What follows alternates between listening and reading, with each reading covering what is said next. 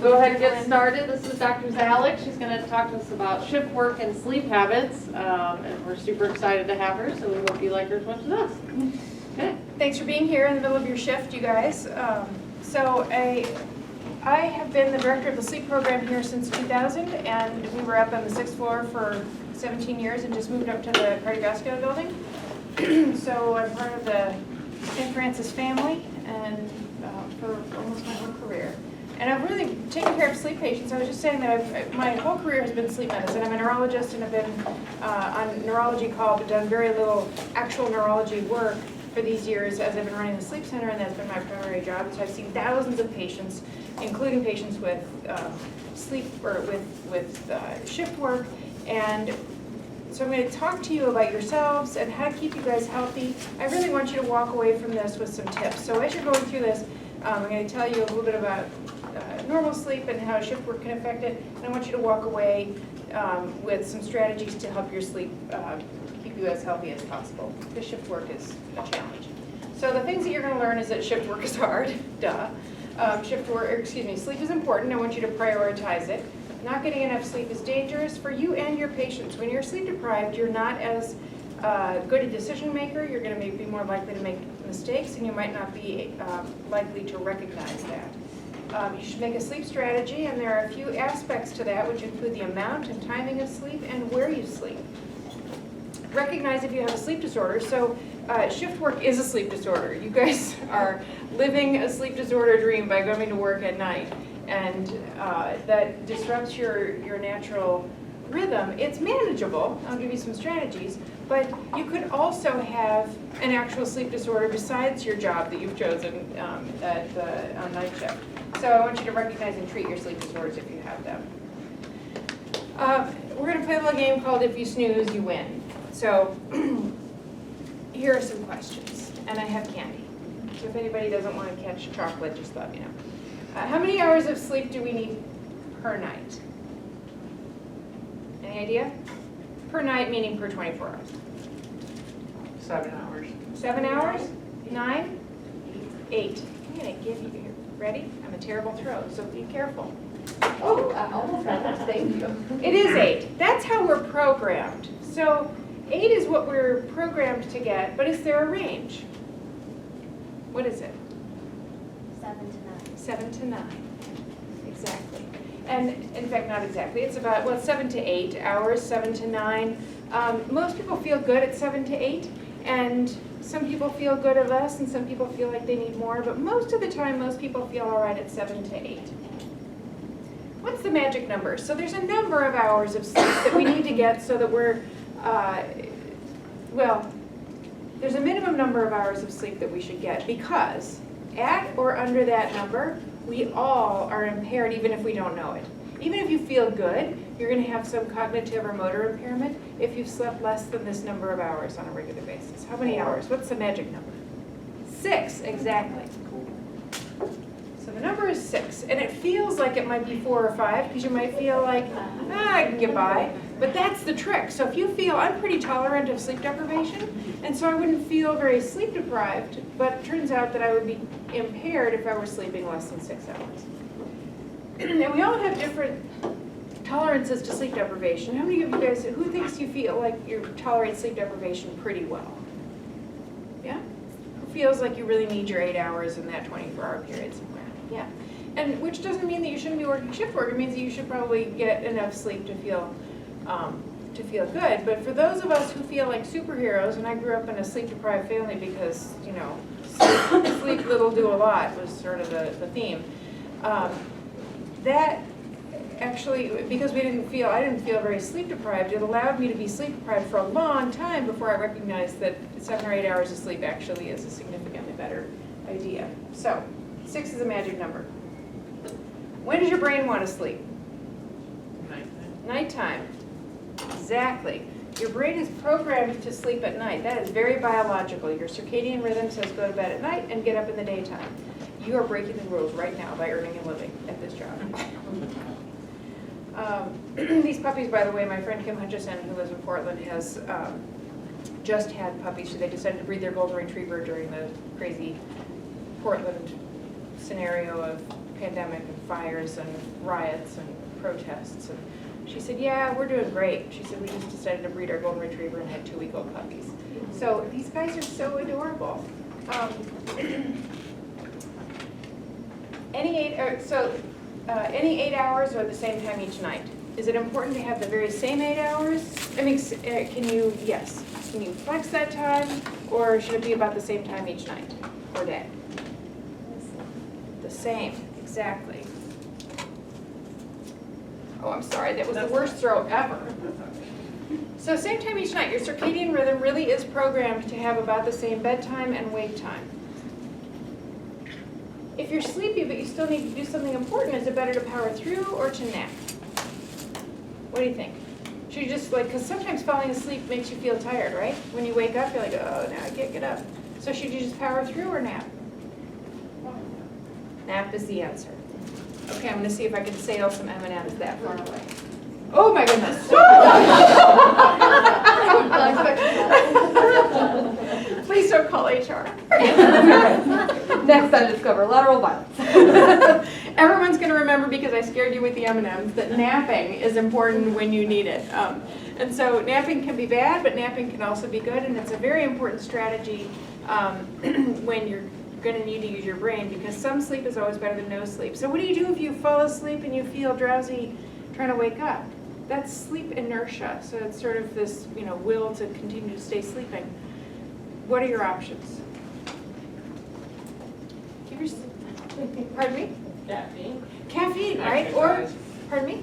Exercise. Exercise. So there are several other ways to kind of wake up, but keep in mind when you wake up, it might feel awful after a short nap, but your brain might take a little while to spin up. So when you turn off your computer and then you turn it back on and it sort of takes a while to kind of get going? That's us when we wake up from sleep, and sometimes it's harder, especially if you've fallen asleep into deep sleep, it's harder to wake up from that. But give yourself a little buffer of about 15 minutes to kind of shake off the cobwebs. And so don't expect to take a power nap and then take the graduate school entrance exam or something immediately upon waking up. You want to give yourself enough time to power the computer back up. Okay, so sleep is important for several reasons in several circumstances. Workplace safety and driving, for example. Do you guys all drive? Right. So we're in an area where everybody drives, and you're working, but you're not bus drivers. You're healthcare workers. So workplace safety is important. Sleep is important for workplace safety. And the analogy is that this guy's drinking, he's got a glass of something brown there, which is probably scotch or something. And alcohol affects your alertness and performance, right? Sleep similarly affects your alertness and performance, your sleeplessness. And so if you've been awake for 24 hours, what's the equivalent of your blood alcohol concentration? Anyone know? 108. 0.08? And it's close. So I'm going to give you a, oh, sorry, that was unfair because I didn't give you enough warning. So it's not 0.08, it's, what's the legal limit in Illinois? 0.08. 0.08. Any guesses? It's a little bit higher. 1.0. 0.1, right? So 0.1, if you've been awake, okay, I'm going to throw this, but everybody, heads up. I'm literally going to throw candy and you're going to catch it. It was so close that time. So yes, if you've been awake for 24 hours, your brain is functioning like your blood alcohol content is 0.1, which is a big deal. So that you might not recognize it. You might be like that guy in the bar, like, oh, fine, I'm just going to drive home. And not be like completely loaded, but probably not safe or legal to drive. That's how we are when we're sleep deprived. We're like, yeah, fine, I'm just going to get home and sleep. But remember, that's a super dangerous time. So if you feel sleepy, what are some strategies you could take before you get in the car?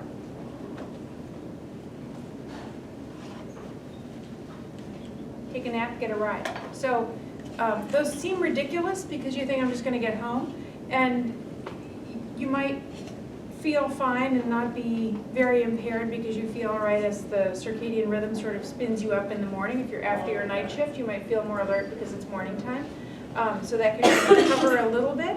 But if you're sleepy, take a 20-minute nap before you drive home. It can be very dangerous, especially if you have a little bit of a drive. 20 minutes or longer if you can nap, okay? Weight management, sleep is important for weight management, so being sleep deprived can impair or reduce your leptin. Leptin makes you feel full, so it makes you, if you don't have leptin functioning or enough leptin, then you're not going to feel as full and you're more inclined to eat more. And sleep deprivation and sleep apnea can both raise ghrelin. Ghrelin makes you feel hungry, so you can be less full and more hungry if you're sleep deprived. Workplace effectiveness, if you're asleep at work, you're not going to be very effective. But you don't actually have to be this guy to be ineffective at work if you're sleep deprived. You can be this person if you're sleep deprived and be irritable or disagreeable. Sleep is important for your overall health and also for learning and memory. If you don't have enough sleep, then you're not likely to remember or learn as well. So laying down memory depends on sleep. Normal sleep is 8 hours a night, same time every night, occasional waking, no daytime sleepiness. Does that sound familiar? Yeah, in the past. Normal shift work sleep is 8 hours in a row. This is what's normal. So a shift worker should be able to sleep 8 hours in a row the same time every 24 hours with occasional waking but not significant insomnia and no sleepiness at work or intended wake hours. And so that's the norm, but the reality is that you might sleep 1 to 3 hours in a row at a time. Your sleep might be broken up. You might sleep whenever. So you get home and you think, well, I'll take a little nap now, I'll sleep, and then you wake up and you get some stuff done. You might have to go home and feed the puppies or do whatever and look alive, like smile and serve everybody's needs in your life and act like you shouldn't be sleeping. You might have frequent waking and sleepiness at work when you mean to be awake. So the reality of shift work means that sleep can be hard to come by when you want to get it, or it might be not very good quality. So there are a lot of forces that are sort of fighting your healthy sleep in shift work. This is a patient of mine is a barge driver. So about 20 years ago he came to me as the captain of a barge, and a barge is a huge boat, right? And so it takes, do you know how long it takes to stop a barge? What the distance is that it takes to stop a barge? It's about a mile. So if you're driving a barge, you can't stop the barge in less than a mile. And so the guy came to me and he said that he woke up at the helm one day and realized his barge was going toward a bridge. And he's like, oh my gosh, there is no way that I'm going to be able to stop this barge. So he crashes his barge into the bridge and watched it all happen because he couldn't stop it. And the first assistant called him and said, what happened, Captain? What happened? And the captain said, I fell asleep. And he said, Captain, you're going to have to come up with a better excuse than that, because it was so unacceptable that he'd fallen asleep. And the captain said, well, that's what happened. And so he came to me as sleep physician, which is exactly how we hope it happens, right? We hope that nobody crashes their barge. But he came to me as a patient, and I learned from him that barge captains, barge workers, have this funky schedule. You think you have a funky schedule. Anybody know any barge people in your families? They work 30 days on, 30 days off. So they're on the barge the whole time for 30 days, which is a lot. And on the barge, they sleep 6 hours on, 6 hours off, which is not at all biological, right? There's no 8-hour period in there. So they're always misaligned. So I'm thinking, well, he must have had circadian misalignment. And then it turned out that he had terrible sleep apnea. We treated him, and he got right back on the barge. He's been our patient for 20 years, and he's doing fine. He wears a CPAP on the barge and at home. And he manages his wonky schedule just fine, so that he manages to stay awake and he sleeps well for his 6 hours when he has the opportunity. So you can manage shift work, and it doesn't have to be the reason to crash your barge, but if you have an underlying sleep disorder, you should find it. His son is my patient now. He also has sleep apnea and drives a barge. And this cartoon just says Thag Anderson becomes the first fatality as a result of falling asleep from the wheel. I always think of my little barge captain. So sleepiness versus fatigue. Sleepiness and fatigue are two different things, but they can look like each other, and they're important to know for two reasons. One, they can both impair you at work, so you should recognize them. And two, they can be confused for each other, but they're treated differently. And so, and they can be caused by different things. So sleepiness, for example, can be caused by sleep deprivation or circadian misalignment, which is what you guys live regularly. And fatigue can be caused by a bunch of other things, including sleep apnea. So fatigue can also be caused by circadian misalignment.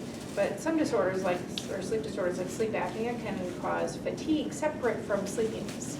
So let me kind of sort them out for you and kind of paint that picture. So sleepiness, the guy on the motorcycle is asleep, sound asleep, which is funny, but he's comfortable sleeping in that position. But the guy on the ground is awake and fatigued. So he just ran a marathon and was lying down in the joy of having done something very fatiguing, but he's not sleeping. So sleepiness makes you want to fall asleep, like the guy on the motorcycle. Fatigue makes you want to rest, like the guy on the ground.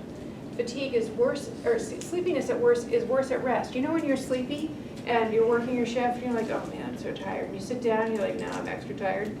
It feels worse if you're sleepy, and it magnifies the sleepiness to rest.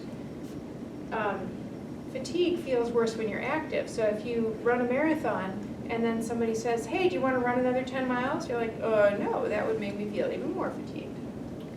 So sleepiness feels better when you're active. So if you're sleepy and you get up and move around, that can help stave off the sleepiness. You felt this, right? Fatigue feels better at rest. So if you feel fatigued, you sit down, and even if it's cognitive fatigue or physical fatigue, if you rest whatever part of the machine you've been working, then it feels better. There are two sleep drives. The fuel tank is the amount of sleep that you get, so you fill up your tank when you sleep, and it depletes itself as the time ticks since the time you filled up your tank. The circadian rhythm is the clock that says go to sleep at night and be awake in the day, which is not exactly what you're doing now, or me either. So our circadian rhythm is misaligned with work at times. How many of you actually keep the same schedule? Do you all work nights all the time, I assume? Yes, which is good. I mean, most people do that. And when you do, how many nights, do you work 3 nights in a row? How do you do it? Split up usually. Split it up usually into little chunks, or are they all separated days? I like to try to do 2 on, have 2 days off, and then do the 3rd one if I can. It's good. The more continuously you can keep your shift, the better. But it's not realistic. So you guys aren't working, the same. You're not working and living the same shift all the time. So do all of you go back to nighttime sleep when you're not working nights? Yeah. So you're never shifted. Do you sleep? I try not to as much as I try to stay on night shift schedule as much as I can. Good. It's healthy, and it's nice if you can do that. I had one patient early in my career who was a baker, and he was the only person I'd seen who truly shifted. He would open the bakery, go there at midnight or something and bake and do all this stuff, and then finish the day's work and go home and sleep in the daytime until he was ready to get up at this hour of the night and bake. Again, he did that. He had the shop open 5 days a week, I think, but he did that every single day, no matter what. And it's good if you can do that, but it's rare. And even if you kind of try to stay on the same schedule, it's still a little bit hard, isn't it? You just have to adjust, yeah. Yeah. So the circadian rhythm wants you to sleep at night. And so fighting that takes a little bit of effort. So what can go wrong with sleep? This is separate from shift work in particular. These are the 3 big buckets of things that can go wrong with sleep. Trouble sleeping, which is insomnia of any form, so trouble getting to sleep, trouble staying asleep, or early morning waking are all forms of insomnia. And then sleepiness comes in lots of different forms, and doing weird things in sleep we're not going to talk about in particular, but those are parasomnias, the sleepwalking, sleep talking, acting out dreams, that kind of stuff, which are all more likely to happen if you're sleep deprived, which includes shift work.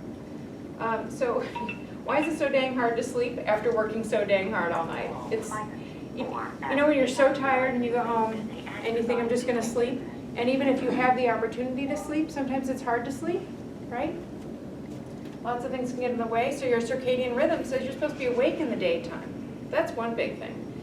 The ambient light, is a very strong Zeitgeber or time giver to your circadian rhythm. It tells your brain to be awake. So if there's sunlight, even if you want to go to sleep, sunlight is biologically suppressing your melatonin and keeping you from sleeping as likely to sleep.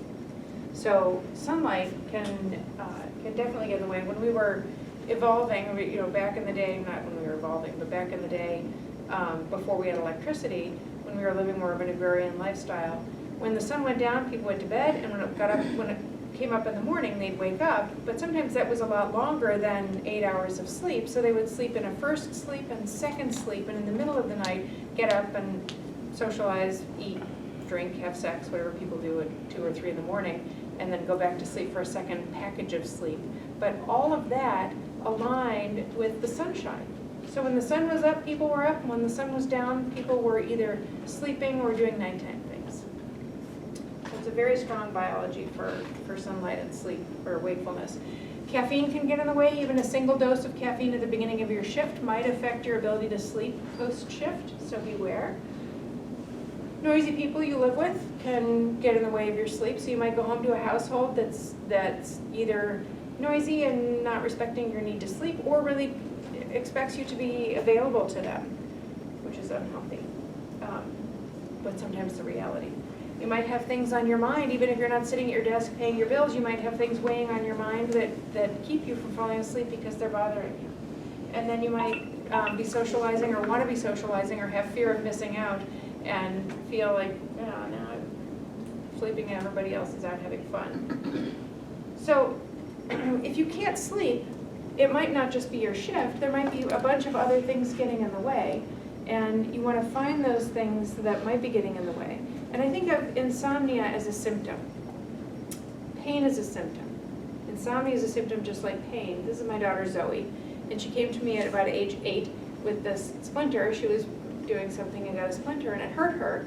And so what did she do? She looked at her finger. And what do you think she asked me for? Tweezers? Tweezers, right? So she's felt the symptom, diagnosed the problem, and she's going to cure it right then. That's exactly what she did. She came in and she said, I need the tweezers.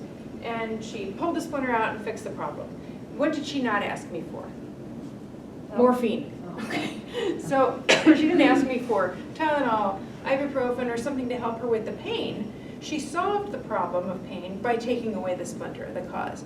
And so think of insomnia like the pain. It's a symptom, but it's harder to see the splinters, so you have to kind of look carefully and see what's getting in the way and try to remove those so that the symptom goes away without necessarily needing medication, like Ambien or another hypnotic.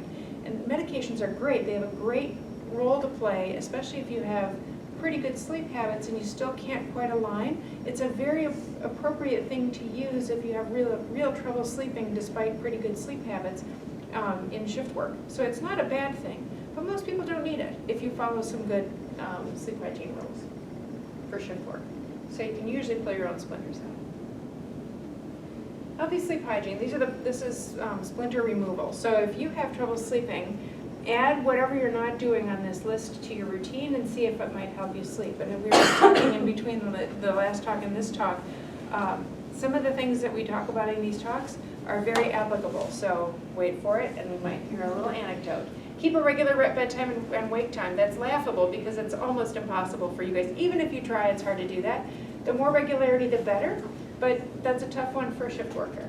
Don't look at the clock. This is a very helpful one. So don't look at the clock after you get in bed and you're committing yourself to sleep. Do not check the clock because it's going to alert your brain and tell you that there's something else to be doing, or you're failing at sleep, or something is, it's very stimulating to know what time it is. Okay? And you kind of get that fear of that sort of performance anxiety, like, oh, now I've got 3 hours, I have to hurry up and sleep. So, CJ? Oh, sure, yes, that was the biggest piece of advice I took 3 years ago, which did it worked wonders. It's super helpful not to look at the clock. I had to teach myself this long after I became a board-certified sleep physician.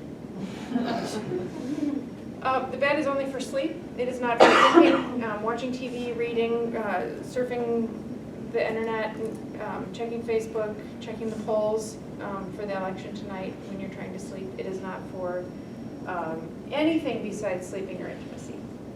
So this says, don't start thinking any big thoughts now, dear, you've got to get up early. If you get in bed and start thinking big thoughts, that does several things. It keeps your brain busy while you're supposed to be sleeping. It also teaches your brain that you're supposed to be, or that you can be doing something else when you're in bed. So you want to teach your brain that you should be asleep in bed. So sleep only in bed, don't sleep around the house. It's dangerous. Exercise, so exercise can help concentrate your sleep. If you exercise too close to bedtime, some people find that alerting and it keeps them from falling asleep. But if it's the only time you can exercise and it doesn't keep you awake, exercise. Exercise is very good for your sleep. Just do it in a way that doesn't get in the way of your sleep. Avoid caffeine, but use it judiciously if you need it. So early in the shift or in the day or your day, unless you're having trouble sleeping. If you're having trouble sleeping and you can't fix it, definitely get off the caffeine. It'll feel funny at first, but taper off slowly and get rid of it completely. Don't judge yourself for 2 weeks until you've been off caffeine for 2 weeks to see kind of who you are in your new balance. Alcohol can affect sleep. Alcohol makes us disinhibited, which is why we like it, and plus it tastes good if you have the right vehicle for it. But it also then makes you tired, which is why some people lean on it for sleep. It's the worst sleep drug on the planet. We've got better things if you need drugs for your sleep. Don't use alcohol.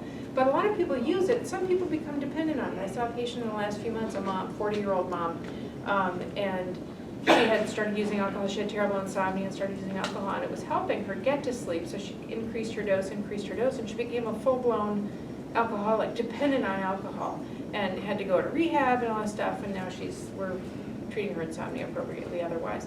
But alcohol can be a real problem. The most interesting thing about alcohol is that it not only makes you sleepy at the beginning of the night, it wakes you up in the second half of the night or destroys the quality of your sleep the second half of the night. And so if you're, excuse me, if you're drinking alcohol to fall asleep, don't do it. But even if you're drinking alcohol before you sleep and you find that your sleep isn't refreshing or you don't stay asleep, it might be the alcohol that's getting in the way of the second half of the night. This is not an anti-alcohol talk, it's just alcohol's great. Judiciously, in moderation, don't drive. But it's really important to recognize that it can get in the way of your sleep continuity in the second half of the night. Napping can get in the way of your sleep continuity as well, so you have to use it strategically. And then fluids can make you have to get up to pee, so careful with that. Napping is like a snack. So if you have an apple every day, is it healthy for you? Yes. It's good for you because it's got nutrition. It's got healthy calories, 50 to 80 calories in an apple probably, and it's not going to take away from other nutrition. You're not going to be not hungry for lunch because you had an apple in the middle of the morning, and you're not going to probably have to buy new pants because you've been eating an apple every day. On the other hand, if every day you have a big bag of Doritos, new pants. Because you're going to add a couple hundred calories a day, which is about 2 pounds a month, which is very sneaky. But you're also probably not going to be hungry for the broccoli you're supposed to be eating with your baked potato. And you're going to be eating empty calories, and they're going to be adding weight, right? So instead of substituting healthy food with Doritos, you want to have an apple snack. If you're going to have a snack every day, you can get away with that. Same thing with napping. If you have a little nap, a little power nap to sort of recover or get you by, then I call that a safety nap. That is very helpful, especially if you have to drive or do something important after, like post-shift. If you're trying to, get through the day, have a nap, have some sleep. If you're changing from night shift and switching back to days, for example, and you want to just power through, it's okay to have a nap, just not a long nap. On a regular basis. If you substitute nighttime sleep or your appropriate long sleep period with a long nap all the time, then it's going to sort of be like having Doritos every day. You're going to take away from the healthy sleep that you would be getting in your normal sleep period. These are just healthy sleep hygiene tips, and we have them available for you. I didn't bring them on paper, but they're available through the system. Make sleep a habit. So if I said, I've got a bus waiting, the pandemic is over, and you get to escape from work, and we're all going to Chicago for 2 days. The bus takes 3 hours to get to Chicago, right? So if we left right now, everybody would be smart enough to stop in the bathroom to see if you had to go to the bathroom, right? Because it's a school bus. There's no toilet on my fancy bus. So if you know you're going to have a 3-hour period where you don't have an opportunity to go to the bathroom, you go into the bathroom, and what would happen if you go into the bathroom, even if you weren't really thinking about peeing until I'm talking about it now? You would go, because your brain, your bladder, and the toilet have a very simple relationship. So as soon as you get into the presence of the toilet, even when I'm in the sleep lab and I go wash my hands in between patients and I'm in the bathroom, like, no, I have to go to the bathroom. And it's so rote because we're so conditioned. You go in there several times a day, you only do 1 or 2 things, and every time you're in there, almost every time you're in there, you pee, right? And it feels good after you've peed. You're like, oh, I feel better, even if you didn't really have the urge to go. So it's reinforced all the time, and nothing else happens there. You're not sitting on the toilet playing Sudoku for 4 hours a day, or surfing the internet. Bed, on the other hand, is a very complicated space. So we get in there and start surfing Facebook and Pinterest and doing all the stuff that happens in bed, watching TV, doing your ASMR weirdness, whatever it is floats your boat that's in bed that is not sleeping. Teaches your brain that there's something else to do in bed. Those things aren't crimes, but what they do is teach your brain that there's a whole assortment of activity to happen in bed. So the bottom line is if you're not sleeping or getting lucky, get out of bed. Okay? So TV, phone, all that stuff. Unless you sleep great. If your sleep is no problem at all and you're just here for the potato, awesome.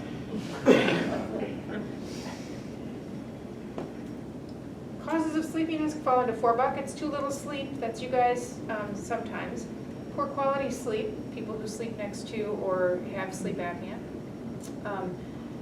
Sleep timing can be off, that's you guys for sure, because it's circadian rhythm misalignment. And this is shift worker appreciation day at the local amusement park. They're not having much fun. And then increased sleep need, things like narcolepsy, medications, the flu, COVID. Does COVID make people sleepy? Probably. I don't know. But there are lots of reasons to be sleepy. And if you kind of think of the reason that you're sleepy as beyond just being your shift work, you might have a sleep disorder that needs to be evaluated. So there are lots of reasons to have too little sleep. Shift work is one of them. Partying is one of them. Curtailing sleep for gaming, for example, is another one of them. People will sometimes go home and spend hours gaming or doing whatever their recreational activity is and not get sleep even when they have the opportunity to sleep. And then having insomnia. For whatever reason, find those splinters and pull them out. If you can't sleep when you have the opportunity to sleep, then it might be worth evaluating. So lots of reasons to have not enough sleep. I'm not going to talk about sleep quality. Really, sleep apnea is the most important one in there, and or caffeine and sleep disruptions. If you have poor sleep quality, get evaluated. Sleep timing gets disrupted in shift work. If you travel to Paris, if we all got on the plane that I don't have and went to Paris, it would be 7 time zones a day, and it would take us 1 day per time zone to adjust. So in 7 days, our biology would be on Paris time. Our melatonin would get released at the right time to put us to sleep in Paris. And then we'd have to come back and readjust in the same amount of days. If you have shift work, let's say you work 3 shifts, that's 3 time zones. So you're working 3 shifts and then you try to realign to days, your biology has now sneaked away 3 time zones. So you're giving yourself occupational jet lag. We get social jet lag on the weekends when we stay up later. On Saturdays and Sundays, if that's a weekend, like if you have 2 days off, Saturday and Sunday often leads to social jet lag so that people can't fall asleep on Sunday night or get up on Monday as easily. Shift work is occupational jet lag. So give yourself a break and recognize that there are disruptions to your rhythm. Why is it so much harder for some people to adjust to shift? Well, in this cartoon there's the morning person section and the non-morning person section in the diner. And that's very true. There are people who are morning people and night people, or non-morning people. Who's a night person? Night owl? Any morning people? Any kind of neutrals? Kind of? Yeah, so you're flexible. So it's easier to work shifts if you're a night person. Night people tend to have a little bit more variability in their sleep timing tolerance than morning people. Night people also don't tolerate morning people very well, so those of us who are morning people need to be aware of that. So it's biological, in other words. And things change as we age. This says, you howling at the moon tonight? No, I can't stay up that late. I'm going to howl at sunset and call it a day. Wolves at 50. So as you get older, your circadian rhythm gets a little bit earlier. This is why grandma falls asleep at the table and then gets up at 3 in the morning to do the laundry.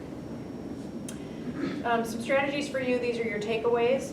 Tank up on sleep before you work. So even if you don't feel sleepy, stick a nap into your pre-work hours if you can, so that you can tank up a little bit so that you're more alert and refreshed at work. And the tank up times ideally are your circadian low point, and that might be wacky. I don't know when your circadian lows are, biologically, we're programmed for a siesta around 2 or 4 in the afternoon, 2 to 4 in the afternoon.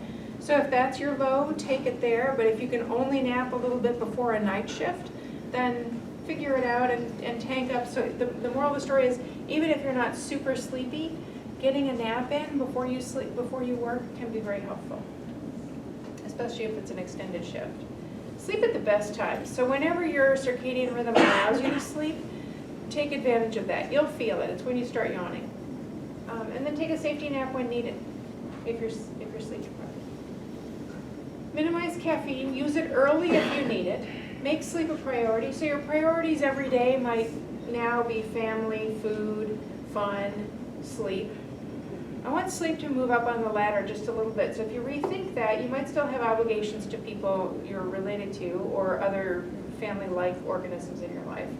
But then if sleep gets moved up a little bit, food, you're still going to have food as an important element, but you don't have to have a big elaborate meal or cook a big elaborate meal all the time. You might be able to shorten the food experience so that you can sleep a little bit more. And then fun will come, but it's going to be probably healthier to prioritize a little more sleep. I feel like a parent saying this, but it's true. Teach your family that you're a do not disturb entity in the house. If you live with other human beings, you can tell them that you're going to sleep. No, people wouldn't be banging pots and pans at 3 o'clock in the morning if the whole house is sleeping, right? Well, just because it's their day and your night doesn't mean they get to bang pots and pans when you're sleeping either. So you need to educate them and let them know that it's your time to sleep. Put a sign out to, and if it's not an opportunity, then you have to kind of think about how your household works, but prioritize sleep. Don't be shy about talking to your family and saying this is important to me. I always think of sleep as like, if you're the shift worker and everybody else gets to sleep at night and be awake during the daytime, if they're keeping you awake in the daytime, it's sort of like you making a great big meal for everyone and then setting it out and standing back and watching them eat it, and you don't get to have any. And so prioritize your own sleep and talk to people around you. So and you can tell them I told you so. Put sleep in its place. Don't fall asleep on the stage like Morgan Freeman did. Don't fall asleep on your computer like this lady. Don't fall asleep on your desk like this lady. Don't fall asleep like you've been shot, like this guy. But these are all wrong locations to sleep. If you sleep in your bed, you're going to train yourself to be more likely to sleep when you're there. So, and look like this beautiful young lady. So when you do get sleepy at work, use caffeine, bright lights, nap if you're allowed to, which may not be feasible if you're on a regular shift, but if that's a possibility and you're exhausted, the other option is to move around. Movement curtails sleep. And these are your strategies that summarize all of that stuff as your takeaways. So really think about what might not be happening in this list for you, or what strategies might help you, and maximize your sleep opportunities so that you're healthy and happy on your shift and not miserable all the time. And I don't know if you're miserable all the time, but it's really hard to work nights. Even if you're really good at it, nights can be challenging. So, and it's not good for you or your patients. So give yourself some prioritization to sleep, take care of yourselves. No one will do that as well as you will do that for yourselves. Any questions? Okay, thanks for coming.